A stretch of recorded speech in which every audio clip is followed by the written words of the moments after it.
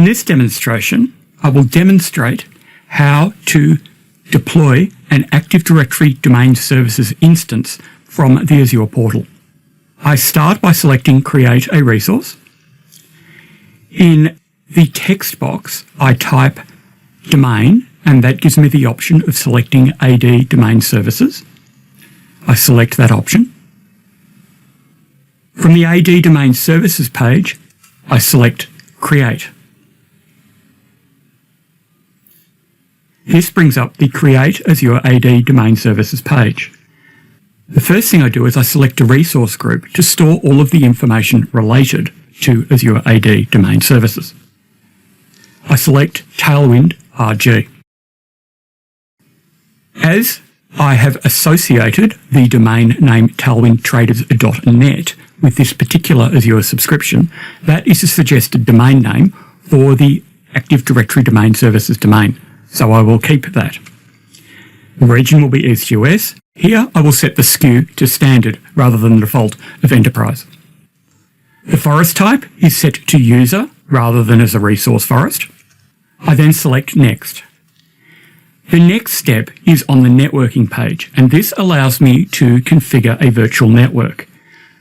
Any virtual machines that I want to add to this domain need to be placed on this particular virtual network. It's allowing me to create a new virtual network called AADDS-VNet. It also gives me the option of a subnet, AADDS subnet. I select Next. Here it is telling me who will receive notifications when an alert or critical warning occurs. By default, it will select all global administrators of the Azure Active Directory directory and members of the Azure Active Directory DC Administrators group. I can also add additional recipients. I select Next. On the synchronization page, I take the default of syncing all of Azure Active Directory to the managed domain. I can choose to only synchronize part of Azure Active Directory to the Azure Active Directory Domain Services instance. I select Next. On the Review and Create page, I review my selections and then I select Create. I'm prompted to select OK. I select OK and it initializes the deployment. Now, the deployment of Azure Active Directory Domain Services can take between half an hour to 1.5 hours, depending on the region you're in and the way that the deployment occurs. So the demonstration video here has been edited to reduce this amount of time.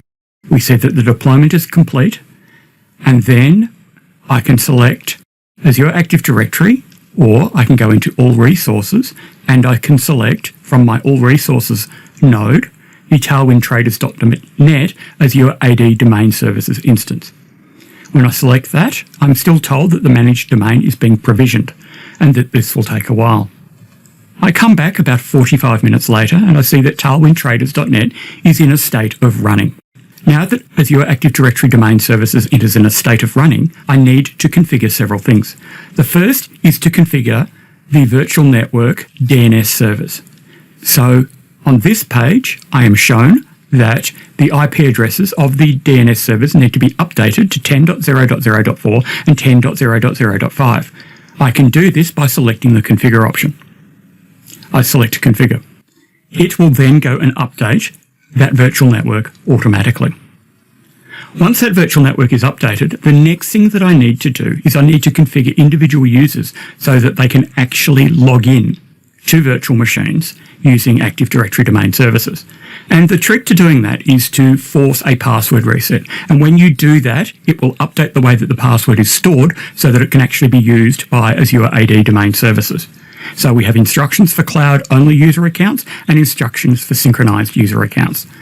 So to do that for a cloud account, what I'm doing now is I'm going to go to my Active Directory instance. So I select Azure Active Directory. And the way that I do that is I select the user that I wish to update. In this case, I'm going to select a user named Gamma User. And I reset that user's password. When I reset the password, the user, next time they sign in to Azure Active Directory will be forced to change their password. So I select Reset Password, and I'm assigned a temporary password, which I would need to communicate to that particular user. Then what I do is I switch to a separate browser, and I'll pretend that I'm actually that user. I sign in as that user to the Azure portal, I'm a user at tailwindtraders.net.